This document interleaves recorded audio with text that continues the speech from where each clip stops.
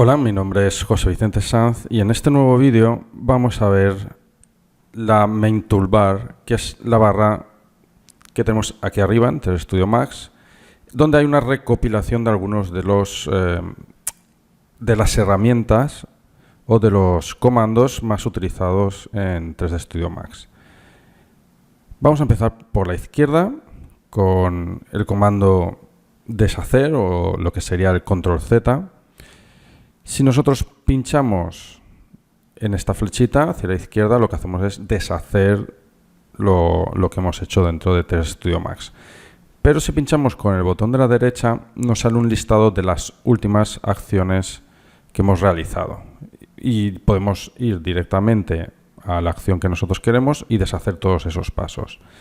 Lo mismo lo vamos a tener con la opción de rehacer, que es la flechita hacia la derecha. De esta manera podemos rehacer los pasos que hemos deshecho, pues podemos también ir hacia adelante, podemos avanzar, digamos, en todas las operaciones que hemos realizado. Tenemos también las opciones de linkar, para linkar un objeto o enlazar un objeto con otro. Tenemos el primer botoncito, que es seleccionar y linkar, que nos unirían dos objetos, permanecerían linkados o enlazados, y entonces el objeto hijo seguiría al padre. Todo lo que hiciese el padre, todos los movimientos de traslación, rotación, etcétera, el hijo los seguiría. Pero los movimientos que hiciese el padre no. Esto se suele utilizar mucho sobre todo para personajes, también para otras cosas. Y luego tenemos la opción de deshacer ese enlace, de romper el enlace. Tenemos un tercer botón que sirve para los enlaces, pero este es para efectos especiales. Entonces, para infoarquitectura, la verdad es que se usa poquito. Abrimos este desplegable y mediante este desplegable podemos seleccionar el tipo de objetos que queremos que la herramienta de selección sea sensible, digamos. Si solo queremos seleccionar geometría, pues pinchamos aquí en geometría y cada vez que hacemos una selección rectangular solo me va a seleccionar geometría, no me va a permitir ni seleccionar cámaras, ni luces, ni ningún otro tipo de objetos. Y lo mismo pasaría pues si nos metemos dentro de luces, pues solo seleccionaríamos luces. Digamos que cuando pasase por encima de un objeto que no fuera luces, no le haría caso, no lo seleccionaría. Es un sistema pues para restringir el tipo de objetos que queremos seleccionar dentro de nuestra escena, sobre todo cuando tenemos escenas muy complejas. Yo lo voy a volver otra vez a poner en All para no liarme luego con los objetos seleccionados. Y luego tenemos la herramienta de selección, que me permite seleccionar objetos dentro de la escena. Si yo creo un objeto, por ejemplo, si me voy aquí al objeto a crear geometría, voy a crear una tetera. Ahora la tengo seleccionada, pero si me voy a la herramienta de selección y pincho fuera, ya me la deselecciona. Y si pincho, pues la vuelvo a tener seleccionada. Simplemente es una herramienta de selección. Al lado tenemos selección por nombre. Si pinchamos en selección por nombre, me aparece un listado de todos los objetos que tengo en la escena. Lo puedo ordenar o bien por capas, como si estuviéramos trabajando con el AutoCAD, o bien por jerarquía. Por jerarquía es por tipo de objetos, por grupos, etc. Puedo ocultar el objeto. Fijaros que ahora me ha desaparecido, entonces tendría que volver aquí a capas. Le voy a dar aquí al ojito para poder visualizarlos. Y los objetos congelados haría lo mismo. Entonces también le voy a dar para así poder ahora volverlo a sacar. Entonces me voy a capas y como es la capa la que tengo oculta, porque si os fijáis tengo aquí el ojo en oscuro, simplemente le doy aquí al ojo, le vuelvo a dar aquí al teapot y ya tengo la tetera otra vez activa. Si nos vamos aquí a la jerarquía y lo apago, lo mismo. Ahora mismo, si yo oculto el objeto, la capa la tengo visible. Puedo ocultarla, porque dentro de una capa pueden haber varios objetos. Puedo tener aquí pues varias teteras Voy a cancelar. Voy a poner otra. Voy a poner unas cuantas. Y me vuelvo otra vez a selección por nombre. Dentro de la capa puedo tener varios objetos. Entonces yo puedo ocultar varios objetos o desocultarlos o toda la capa entera. Y todo esto ya no veo ningún objeto. Pero si yo oculto toda la capa, cuando me voy a la jerarquía, no puedo ni ocultar ni desocultar, desaparece el ojito. Entonces tengo que tener la capa visible y luego ya en jerarquía pues ya puedo ocultar y desocultar los objetos.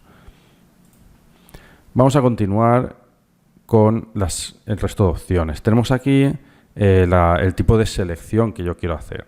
Por defecto, la forma, digamos, en la forma que dibuja cuando hago la selección, por defecto es un rectángulo.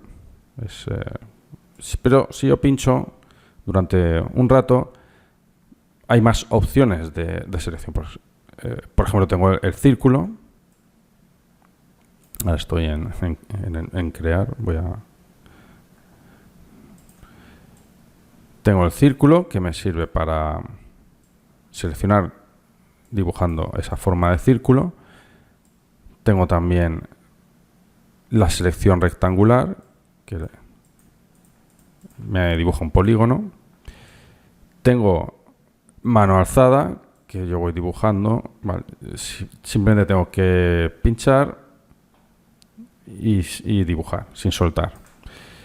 Y por último tenemos el spray. Y el spray me dibuja, me selecciona por donde va pasando el spray. Vamos a continuar con el resto de opciones que tenemos. Voy a volver otra vez a ponerlo en selección rectangular. Tenemos un conmutador que nos permite cambiar el tipo de selección. O bien dejarlo por defecto y me selecciona los objetos que toca la selección, los que están dentro y también los que acaban tocando.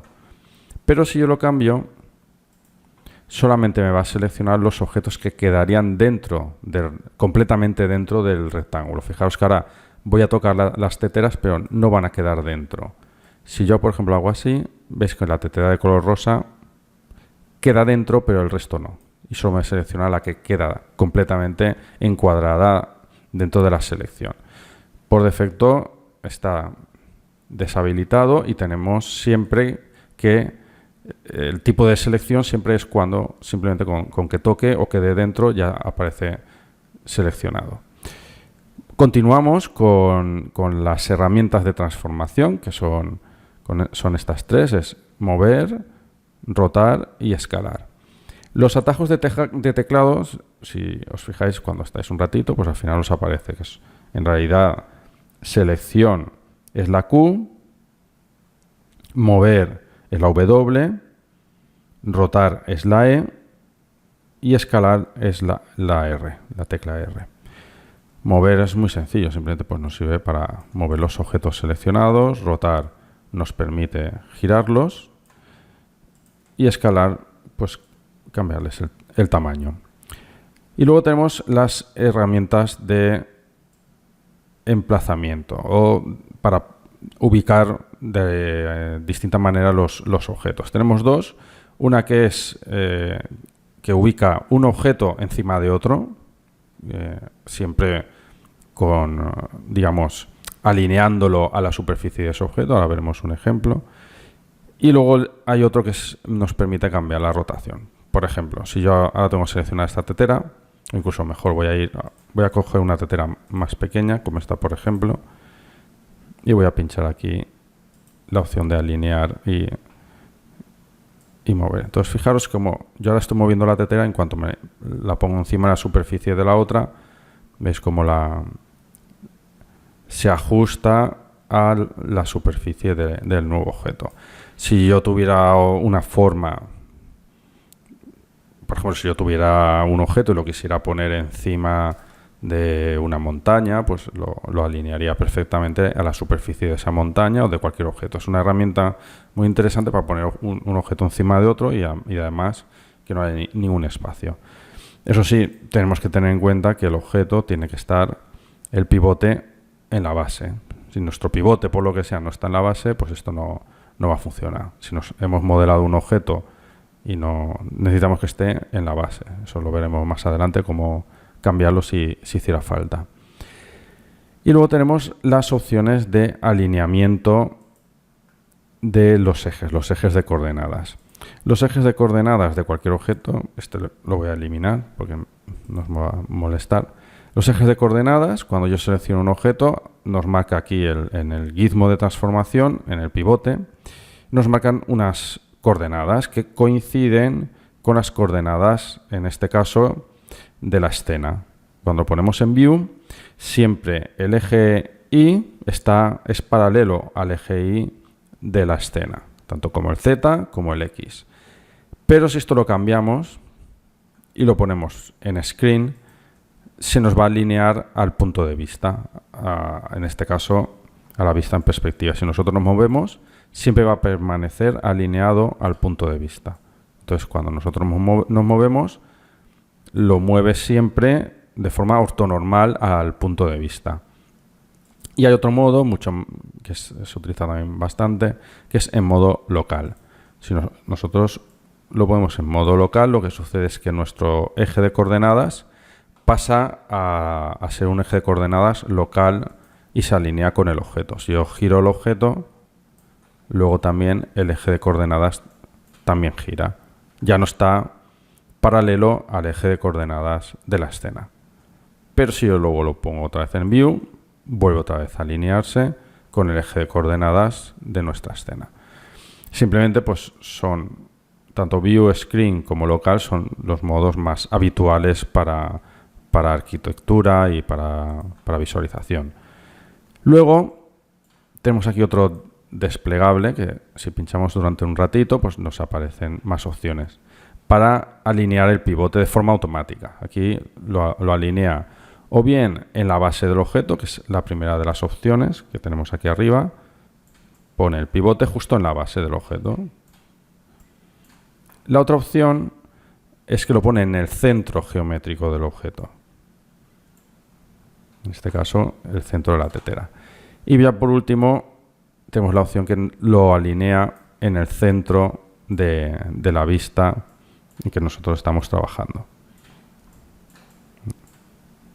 Aquí creo que hay más de un objeto. Lo está alineando con el eje de coordenadas. Si os fijáis, el eje de coordenadas, que es donde se juntan, es el 0, 0, 0 de todas las coordenadas. Entonces fijaros que me lo alinea justo ahí. No.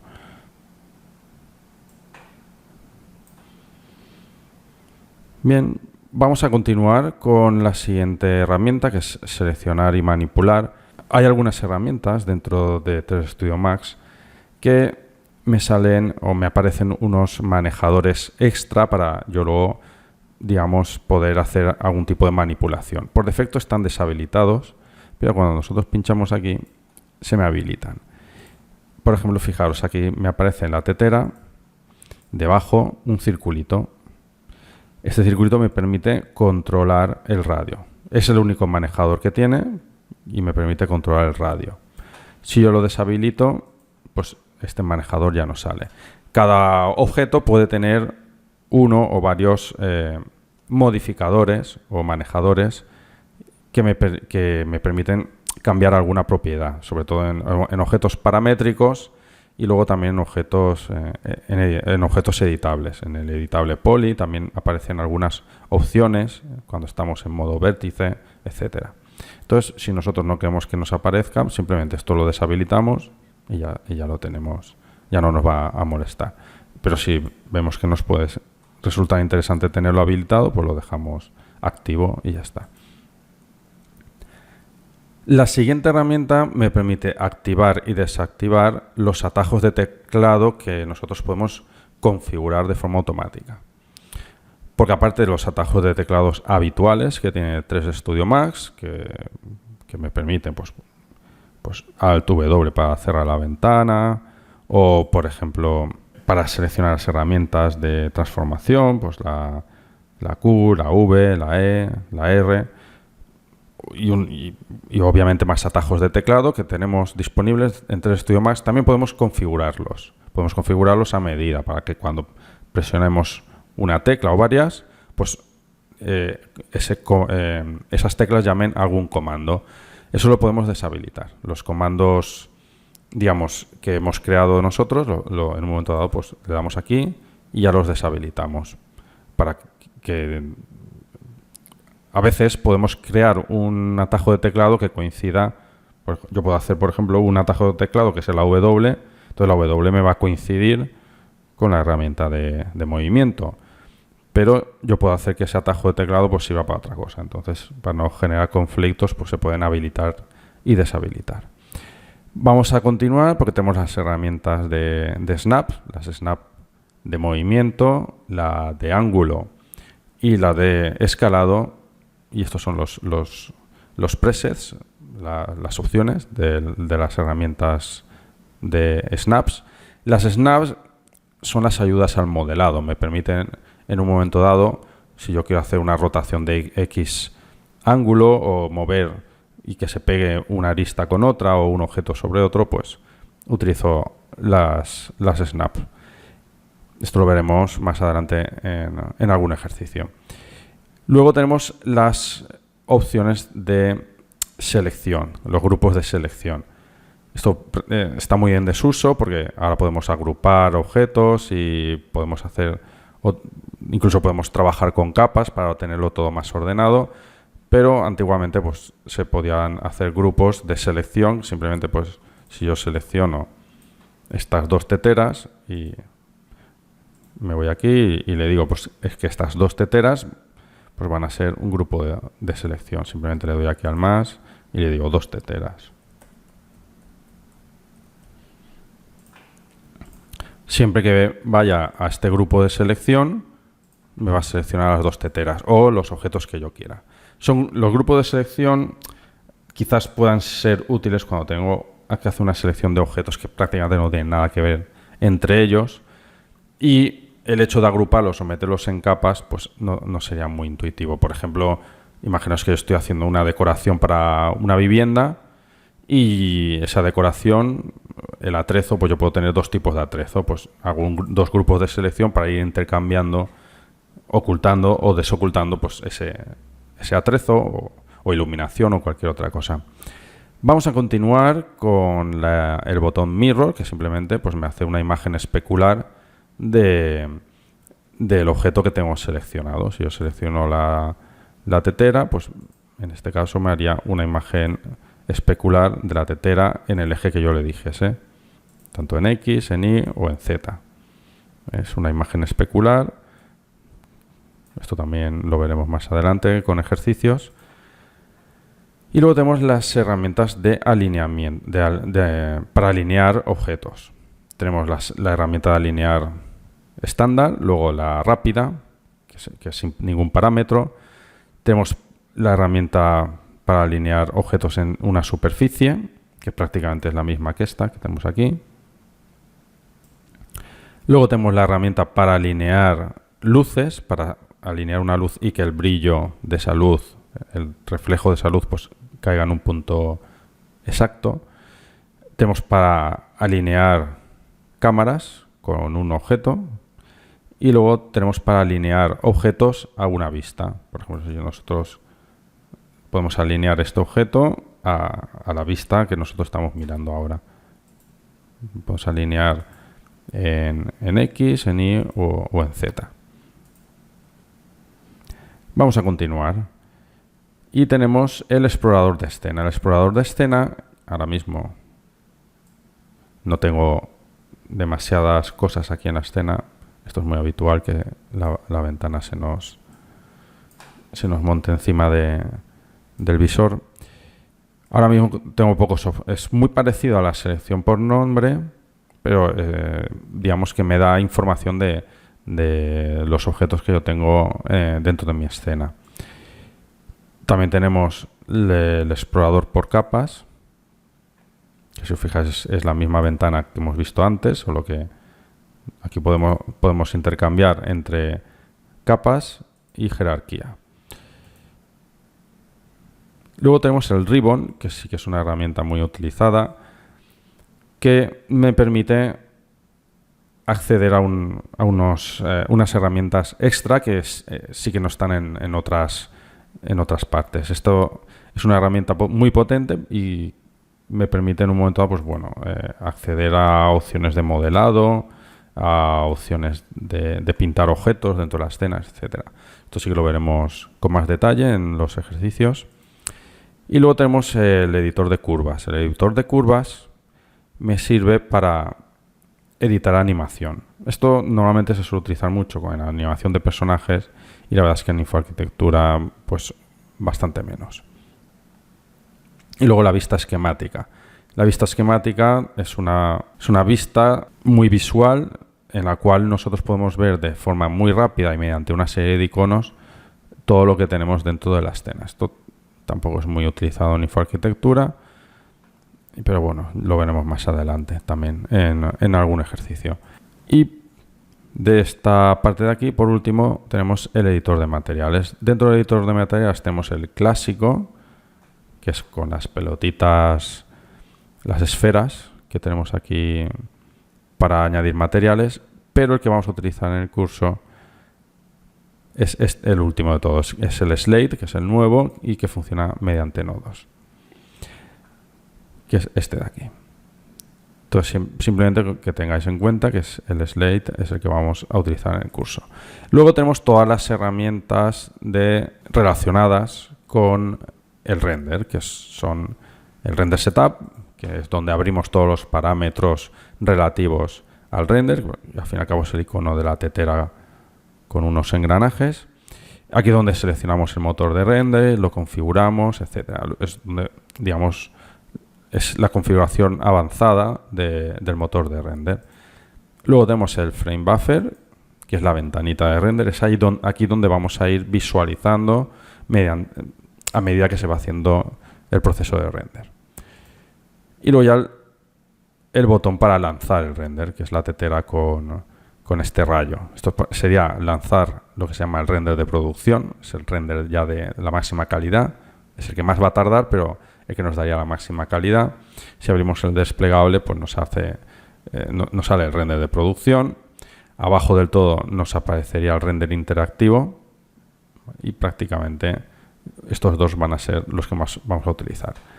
Y luego tenemos el render en la nube o en la web de Autodesk 360, que nos permitiría hacer un render utilizando los servidores de Autodesk. Serían los ordenadores de Autodesk los que harían el proceso de render. Y luego tenemos, pues, ese render se almacenaría en la galería de Autodesk 360. Y luego aquí tenemos los iconos para generar de forma automática todas las carpetas que tenemos aquí en documentos, que es donde Max guarda por los archivos temporales, los renders, las previsualizaciones, etcétera. Si quisiéramos cambiar la carpeta y ponerla en otro sitio, yo no lo suelo cambiar porque la verdad es que lo dejas aquí en documentos y ahí ya sabes dónde buscarla, pero nos permite en un momento dado si quisiéramos cambiarlo.